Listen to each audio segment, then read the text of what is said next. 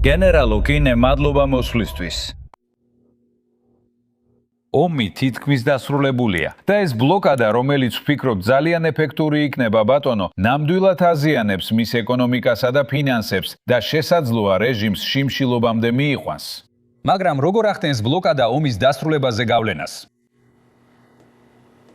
დიახ, ძალიან მნიშვნელოვნად. გონია, რომ ვერასდროს გადავაჭარბებთ იმას, თუ რამდენად დრამატულია ეს გავლენა ირანელებისთვის. მინდა ვთქვა, მართლა ვფიქრობდი, რომ ეს უნდა გაგვეკეთებინა მაშინვე, როგორც კი მათ სრუტეზე კონტროლი აიღეს.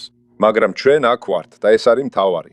ჩვენ ამას ვახორციელებთ და რეალობა ისაა, რომ სინამდვილეში მე მჯერა, რომ ჩვენ ალბათ რაღაც ტიპის დასასრულის, დასაწყისის ზღვარზე ვართ. და ამით გულისხმობ, როცა უყურებ სიტუაციას, ჩვენ ვადებში ვჩებით და ეს ერთ კვირაში მოხდება. ისინი იციან, რომ ჩვენ დავბრუნდებით და სამხედრო ძალით დავარყამთ მათ. ეს არის პირველი საკითხი. მეორე საკითხი, რაც უფრო დიდხანს გაგრძელდება ბლოკადა, გულწრფელად რო ვთქვათ, თავადაც აკეთებენ ანგარიშს. ეს მათთვის სრულ ეკონომიკურ კოლაფსს იწვევს. ისინი ვერ უმკლავდებიან ამას და არც სურთ საბრძოლო სამხედრო ოპერაციებში დაბრუნება. ამიტომ დისკუსიის პირობები, ჩემი აზრით, როცა ჩვენი მოლაპარაკებების გუნდი ბოლოს პაკისტანში იყო, ბლოკადა ჯერ კიდევ ძალაში არ იყო. მათ ახლა სრულად უნდა შეცვალონ პოზიცია. და ამით გულისხმობ, რომ ჩვენ ყველაფერს ვითხოვთ. თქვენ ყველაფერს გადმოგცემთ. ბოლო ვადამდე თქვენ იღებთ ამ ვალდებულებას. და ეს ნიშნავს ყველაფერს. როგორც პრეზიდენტმა ტრამპმა უკვე თქვა, ჩვენ ამ ხალხთან არანაირ დათმობაზე არ მივდივართ. არც ერთს. და ჩვენ არ ვუგდებთ მათ გადარჩენის რგოლს. როგორც ადრე ვსაუბრობდით, გაკენული აქტივების გათავისუფლება, მინიმალური თანხა, რაცაც მოვისმინე, იყო 27 მილიარდი დოლარი ალბათ, ეს უფრო მეტია. ობამამ, გახსოვდეთ, მათ დაახლოებით 100 მილიარდი დოლარი მისცა. და ჩვენ სანქციების შემსუბუქებას არ ვაკეთებთ, ჩვენ არ გთავაზობთ არანაირ ეკონომიკურ დახმარებას და მომავალში თქვენ უნდა დაგვიმტკიცოთ, რომ თქვენი ქცევა შეიცვალა. ერთადერთი პირობა, რომელსაც ახლა მივცემთ მათ შეთანხმებაში, უნდა იყოს ერთადერთი დათმობა. და მოიღეთ ეს სიტყვები ლექსიკონიდან.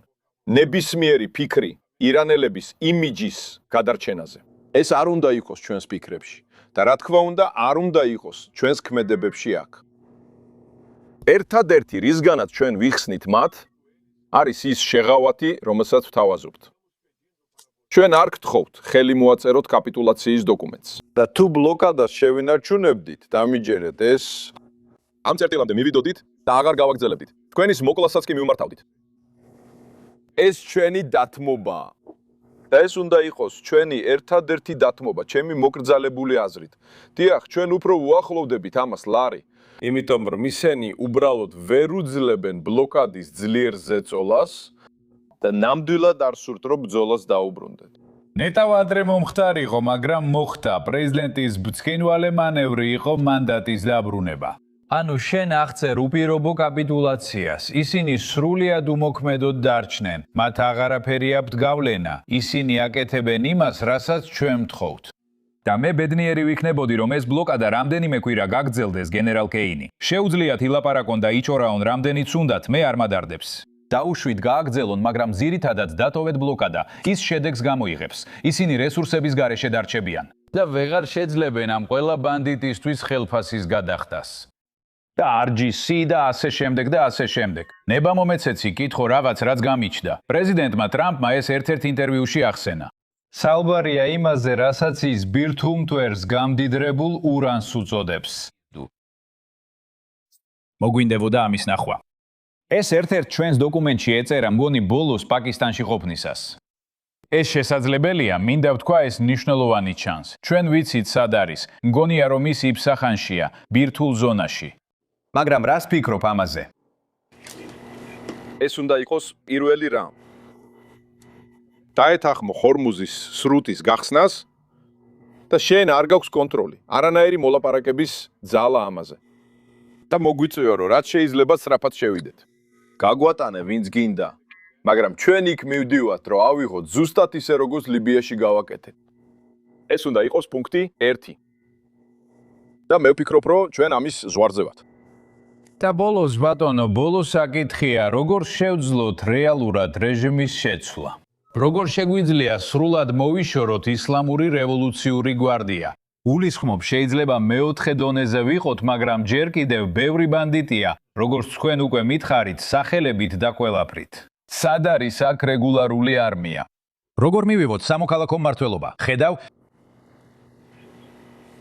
თუ მათ ეკონომიკური კრახი დაემართებოდათ და გაუჭირდებოდათ 100,000-ობით თანამშრომლისთვის ხელფასის გადახდა, ეს ნამდვილად დაიწყებდა მათ გახლეჩას. საბოლოოდ, თუ გინდა შეცვალო პოლიტიკური წესრიგი და ეს უზრუნველყო, ერთადერთი გზა ამისთვის არის, რომ ფიზიკურად წაართვა ეს მათ. და ეს ნიშნავს, რომ ეს არის სახმელეთო ჯარების შეყვანა. და ჩვენ ვაჩვენეთ და გვაქვს მაგალითები იმისა, რომ ზუსტად ასე მოქცეულობთ. და ცხადია ვიცით როგორ გავაკეთოთ ეს, მაგრამ ავიღეთ ვალდებულება, რომ ეს არ მოხდებოდა, რადგან გვეგონა, რომ ნამდვილად შეგვეძლო მათი ქცევის შეცვლა. ამის გაკეთება რისკის გაწევის გარეშე, გადამწყვეტი ნაბიჯის გადადგმა და ასეთი დანაკარგების მიღება არ გვინდოდა. და ვფიქრობ, რომ ამ გზაზე სწორად მივდივართ. იცით, ზუსტად არ ვიცით, მაგრამ ამ რეჟიმზე ზეწოლა უზარმაზარი იქნება. გულისხმობ, კიდევ ერთი საკითხი, რომელიც ვფიქრობ უნდა გაგვეკეთებინა, მაგრამ არ გავაკეთეთ, იყო ის, რომ დაგვეტოვებინა ქურთებისა და აზერებისათვის, რომ დაეწყოთ ქალაქის ან სოფლის აღება. და ვნახოთ გამოიწვევს თუ არა ეს ჯაჭვურ რეაქციას. ზიანი არაფერს მიადგება. თუმდაც წარმატების გარეშე ეს აჩვენებს შეიარაღებული და ყველაფრის რისკზე წასვლისთვის მზადყოფი ადამიანების სამოქალაქო წინააღმდეგობას. დიახ, რეჟიმის სუსტი მდგომარეობა ჩვენთვის ძალიან მნიშვნელოვანია და ასე შევინარჩუნებთ კონტროლს მათ ქცევაზე ამიერიდან. ეს აბსოლუტურად ანაზღაურებს ყველაფერს, რაც აქ გავაკეთეთ. დიახ, ნახ, იმ სხერპლისთვის, რაც ჩვენს ჯარებმა გაიღეს, ეს საოცარი და შესანიშნავი მიზანია, რომლის მიღწევა ღირს. და მე სრულად ვაღიარებ პრეზიდენტის დამსახურებას, რომ მან ამაზე გააგრძელა მუშაობა. და ეს ბოლო ბარათი მაგიდაზე დადო, რამაც წარმოუდგენელი ბიძგი მოქცა. ანუ მან ორმაგად გარისკა, ეს იყო მისი ნაბიჯი. დიახ, კარგი, მას შემდეგ რაც მათ ჰორმუზის სრუტე დაბლოკეს, ის დაბრუნდა და ეს მთელი ძალით გააკეთა. და ეს უდაოდ ყველაფერს ცვლის. დიახ ბატონო, რა თქმა უნდა ბატონო. მადლობთ გენერალ გეინ, როგორც ყოველთვის მართლა. დიდი მადლობა. მალე დავკონტაქტებით. ირანმა და სიკერმა ოფიციალურად გამოაცხადეს ირანის პორტებისა და სანაპირო ზოლის ბლოკადა. ეს არის კანონიერი ქმედება. გემებმა დაუყოვნებლივ უნდა დაბრუნდნენ პორტში. თუ ისინი გამოდიან და უნდა შეწყვეტონ ირანისკენ მიმოსვლა. თუ ეს არის მათი დანიშნულების ადგილი. არ დაარღვიოთ ბლოკადა.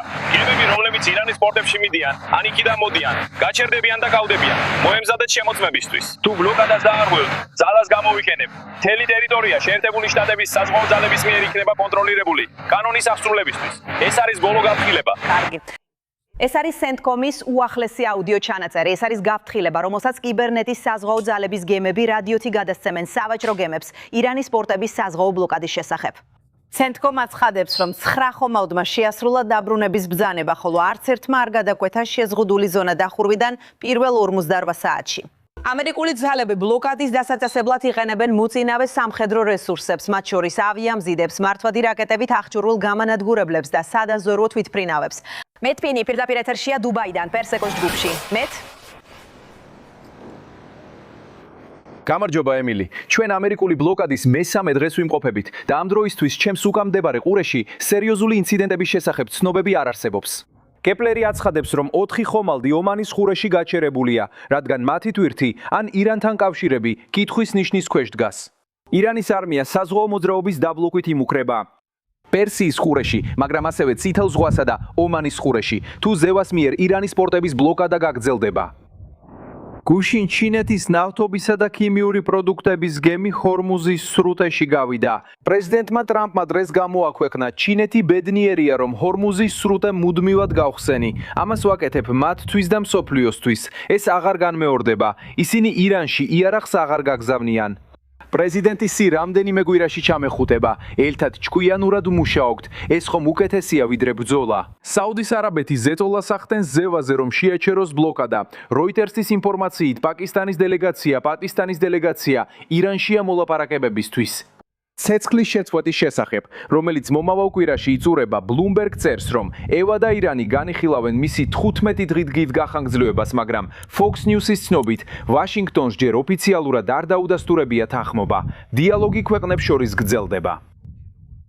შეთანხმებისთვის. ეხლა არაბთა გაერთიანებულმა საამიროებმა განაცხადეს, რომ აძლიერებენ ურთიერთობას ევასთან და შესაძლოა შეუერთდნენ მათ, თუ სპარსეთის ყურეში ძალის გამოყენება მოხდება. სიტყვა თქვენთანაა.